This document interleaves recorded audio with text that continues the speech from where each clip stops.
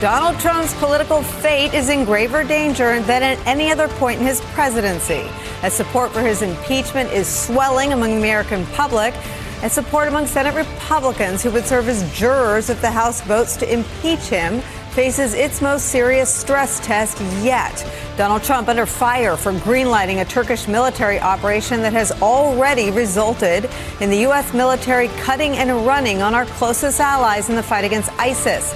The question today, will Trump's conduct in the Middle East, which has already led to one of the fastest and most dramatic political realignments in that region in history, one that strengthens Syria's Assad, Iran, and Russia, all American adversaries, contribute to a political realignment here at home, wherein Republicans participate in the congressional investigation into Donald Trump's demand that a foreign leader dig up dirt on a political rival. And it's no wonder that Donald Trump's attempts at attacking the impeachment inquiry are not working with the public. Another former Trump aide from deep inside his own West Wing is today's witness in the impeachment investigation on Capitol Hill. Fiona Hill, Trump's former Russia advisor, who'd expressed alarm that Rudy Giuliani was subverting the official policy process to try to remove the U.S. ambassador to Ukraine, is at this hour still behind closed doors offering her deposition. The New York Times reports this morning on details of her conflicts with Trump's inner circle, centering on the firing of Ukraine ambassador Marie Yovanovitch. They report this, quote, Ms. Hill, who stepped down from the White House's National Security Council staff over the summer, viewed the recall of Ambassador Yovanovitch from Kiev as an egregious abuse of the system by allies of Mr. Trump, who were seeking to remove a perceived obstacle. So according to a person familiar with Ms. Hill's account, Yovanovitch's firing, which has been prominently featured in every development in the scandal so far, the whistleblower complaint, the transcript of the July 25th phone call, and the arrest and indictment of two of Rudy Giuliani's associates. And it's also at the heart of the breaking news over the weekend from the New York Times that Donald Trump's personal attorney, Rudy Giuliani, is now personally under investigation in the Southern District of New York. From that stunning report, quote, federal prosecutors in Manhattan are investigating whether President Trump's personal lawyer, Rudy Giuliani, broke lobbying laws in his dealings in Ukraine. According to two people familiar with the inquiry. The investigators are examining Mr. Giuliani's efforts to undermine the American ambassador to Ukraine, Marie Yovanovitch, one of the people said. It begs to reason that if Rudy is under federal investigation for acts ultimately carried out by Donald Trump himself, the smearing and the removal of the former U.S. ambassador to Ukraine, Marie Yovanovitch, could Trump be under investigation as well? That's where we start today with some of our favorite reporters and friends. From the New York Times, Washington correspondent Mike Schmidt, former assistant director for counterintelligence at the FBI, Frank Figliuzzi. With us at the table, Paul Butler, former federal prosecutor and former managing editor for Time magazine, Rick Stengel. Frank Figliuzzi, I pose that question to you to start.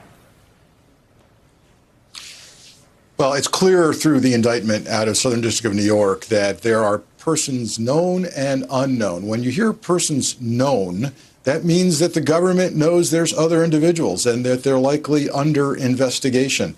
Is one of those individuals Rudy Giuliani? It would appear through multiple media reporting that it indeed is. And I can tell you from the level of detail, Nicole, that you see in the charging document against Rudy's two associates, when you see quotes attributed, for example, to foreign national number one, when you see a specificity to time and place, you need to read that as either human source and or electronic source. And that means, I think, that Rudy is likely in what's called an incidental intercept. And Rudy needs to proceed very carefully. And let me tell you how this is going to work. You know the drill here. They're going to try to flip these two associates of Rudy. And they're going to motivate them strongly to talk and start pointing upward at others.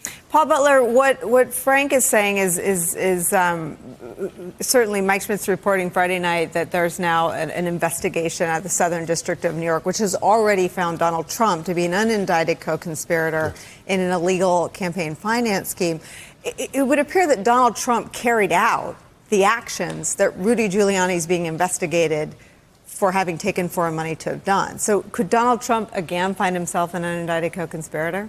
He certainly could. We know that the Mueller investigation, their team said that they didn't think that a president could be actually named as an unindicted co-conspirator based on that Justice Department policy. But as you said, they all but charged him in the Michael Cohen case with directing that criminal conspiracy. And so now we have this weird association between Giuliani and his two aides who were arrested last week. And it points there his clients of his business. Other times they're actually working for the business. They're donating $325,000 to super PACs that are associated with President Trump. But these aren't rich dudes. So one question is, where does the money come from? Again, if they've got the goods on Giuliani, Giuliani might want to make a deal if he's looking at jail time. And again, he only gets a good deal if he can give up someone higher in the food chain. I think we all know who that person would be. And we're probably getting ahead of what's been reported. But Mike Schmidt, take us through what you reported about the investigation out of the Southern District of New York, now including an examination of Rudy Giuliani's lobbying work. Yeah, well, this indictment comes out last week, and we basically are saying that there is more here on Giuliani that is being looked at, that his conduct in this is important and is something that is being examined. And look, it's just another distraction for the president. You saw him sort of struggle to deal with it at the end of last week, basically not committing to Giuliani being his lawyer, saying he couldn't, I guess he said he didn't hear the question or didn't answer it. And then, Giuliani having to come back and saying that he still represents the president, and then Giuliani having lunch with the president. It's just another thing that the president has to contend with as he faces this impeachment proceeding. And that's just a very perilous position to be in. But it is one that he has seen before. He did stare down the Michael Cohen investigation. He did go through the Mueller investigation, and he came out of those intact. Mike Schmidt, can you just speak to what you've reported about the intersections of this firing and smearing of the reputation of Marie Yovanovitch? You reported on an effort by Ambassadors Volker and Sondland to get Zelensky to commit to investigating the Bidens, and an undercurrent in all of the machination, all of the efforts from Donald Trump's folks on the ground in Ukraine was either weakening, sullying the reputation of, or ultimately removing Marie Yovanovitch. Why? Well, that Giuliani sort of is the thing that connects all of this. He believed that she was not doing enough to, quote unquote, fight corruption. But in his mind, that was doing the investigations related to Hunter Biden and related to the 2016 election. And this was part of a larger effort by him to have her ousted, and ultimately something that he succeeded in. And if you look at all of these strands, Giuliani is the thing that runs through them all. In terms of the statement that the American diplomats tried to get the Ukrainians to put out, it was a statement that Giuliani helped work on. Giuliani was talking to these diplomats about what he wanted the Ukrainians to say. The belief that Giuliani had was that the Ukrainians needed to say it publicly, that they were going to do these investigations, to sort of lock them into it, because they had said stuff in the past in private. But in this case, he wanted them to say it publicly to sort of get them to commit to it. So joining our conversation in the nick of time, former U.S. Ambassador to Russia, Michael McFaul. Can you just pick up on Mike Schmidt's reporting about Rudy Giuliani? And can we just stop with all the serious talk and just give ourselves a WTF moment? WTF is Rudy Giuliani doing in the middle of foreign policy in the first place? How is Rudy's desire for a career ambassador like Marie Yovanovitch acted upon by Donald Trump? And how are we still looking for more dirt on Donald Trump at this point? Isn't that bad enough? It's completely crazy. Absolutely crazy. I mean, number one, some private actors involved in any conduct of American foreign policy or diplomacy is wrong. But number two, he's not actually seeking to advance the American national interest in his involvement here. He's seeking to dig up dirt on the president's political opponent and his family. And number three, he's deputizing lieutenants, this guy Parnas and Fruman, who, I don't think they have America's national interest at the top of their agenda in terms of what they're doing. And then, in addition to it all, they're undermining and going around the professional diplomats like Ambassador Yovanovitch, like Ambassador Taylor, who I think comes out really good in these texts, like the entire State Department. It's no accident that the one person they're engaging with this is a Trump funder, Mr. Sondland, Ambassador Sondland, who has no experience with Ukraine, no experience with diplomacy whatsoever.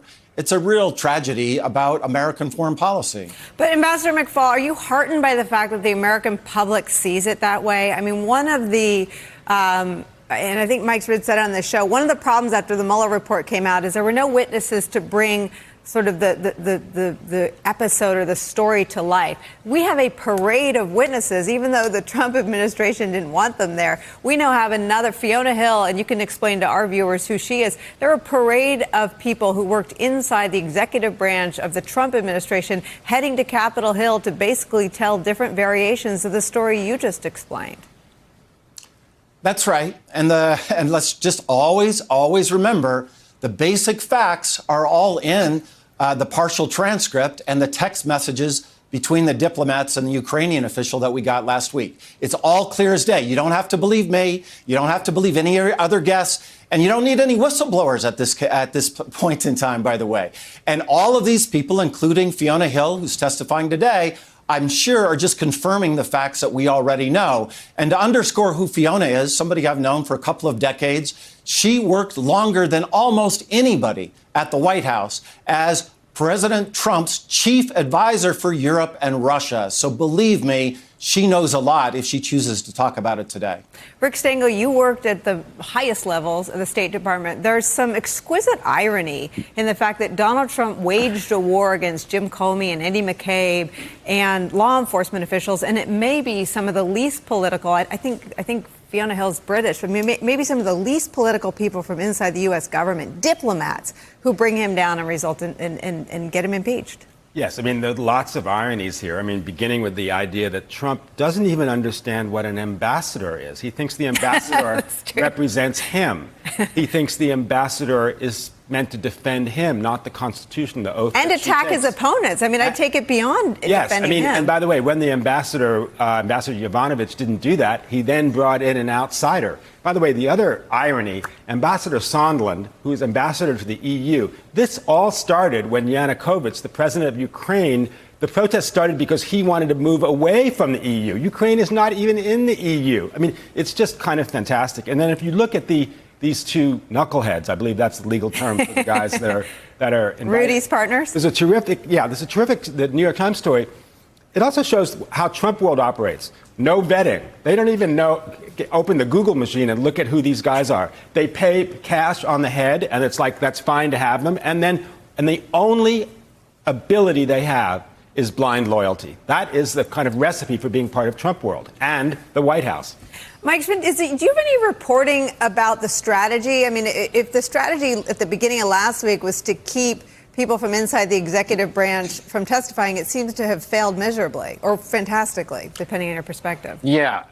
It seemed like there was a real pivot last week when the White House comes out and says they're going to stonewall everything from Capitol Hill and that the investigation of the president is completely unfair. And then by the end of the week, there's witnesses who the White House doesn't want up there. And it looks like that will happen again here in the coming days. So that strategy not being effective. So what does Trump do at this point? How does he protect himself? As I think we can see, the most important thing to him are Senate Republicans. That's the only thing standing between him and the end of impeachment. And whatever he does, I think that his strategy probably should be focused on that. But last week, as we saw with his decision on Syria, he upset a lot of them, and he asked them to carry more and more for him. So I'm not sure what the strategy is. What we did see with regard to the Russian investigation, the strategy was to distance Trump from all of the other players like Paul Manafort, Michael Cohen, people who've been very close to him one day. The next day, Trump barely knows them. And so we heard Trump say last week or this weekend, I'm not sure if Giuliani is still representing me. Again, if your lawyer is representing you, they're only not representing you if you fire them. And so, for people who rely on Trump's loyalty, people like Giuliani, a lot of those people who relied on the president's loyalty are now sitting in federal prisons. I think I have a list of them for you, Frank Figliuzzi. So these are the people that Paul Butler's talking about. Michael Cohen, in prison. Paul Manafort in prison. Michael Flynn found guilty. Rick Gates found guilty. George Papadopoulos found guilty. Roger Stone's been indicted. And Rudy Giuliani now under investigation, we should add, by the office he once ran. Frank, offer me some of your theories on why public opinion is swinging so far in favor, not just of the inquiry, but the public, it would seem. Enough of them have heard enough to also support his removal. And you know, to me, some of this evidence is weedsy, but when you hear Donald Trump in the transcript attack the ambassador who was against investigating political people who wouldn't carry out his investigations that, as Rick Stengel said, were politically motivated, it feels like enough for the public to swing in their support of this in ways that they didn't swing during the Mueller probe. Yeah, here's what I think is happening, and it's tied directly to the Senate Republicans feeling pain and pressure, because at the point where they see the public sentiment turning, it's going to be too painful for them to continue to be joined at the hip with the president. And I think what's happening and resonating with the American people is they're saying, look, if I voted for this guy, I voted for him because he was going to drain the swamp. He's actually created a swamp that's larger and deeper than any swamp we could have imagined. His people are going to prison in record numbers. He's created a shadow government. So if you wanted him to break the mold, if you wanted him to kind of have a new government, he's created a shadow government of thugs and shady characters going to prison. And I don't think anyone who voted for Trump is saying, yeah, that's what I voted for. I voted for a bunch of thugs to operate under the radar, break the law. And now what's happening is, unlike the Russia investigation, where he had a Teflon nature, Teflon Don, some distance, plausible deniability, it was my guys, it wasn't me. Now we're looking at the Ukraine situation. We're looking at Syria, Turkey, ISIS, the Kurds, and we're saying, Don, you're in the middle of this. There isn't any distance left. You know, Ambassador McFaul, it's a good point, and also worth noting that if he wanted people investigated, now that he's president, he has investigative agencies at his disposal. He runs the FBI, he runs the CIA. It feels weird that he had Rudy doing his investigating through the State Department. Exactly, of course. I mean, when have you ever heard of that speech that candidate Trump or President Trump gave saying he's really concerned about corruption in Ukraine? You never heard that speech because he never gave it. And most certainly we have the ability to investigate people through proper channels. By the way, not even the State Department. They're through the Department of Justice. When I was ambassador in Russia, we did do investigations, but it's through the Department of Justice and their legat out in the embassy, not State Department. Obviously, that's not what motivated him. And that's why it's so, I think, easy for everybody to understand, because he's right there asking, I need you to do this favor for me. From that reconstructed transcript, that's the president of the United States. And then the fact that he involves all these crazy characters in it adds further suspicion. And then one more, they tried to cover it up. Don't forget that. They tried to cover it up by putting it on that secret server at the NSC. That suggests that they had a lot to hide.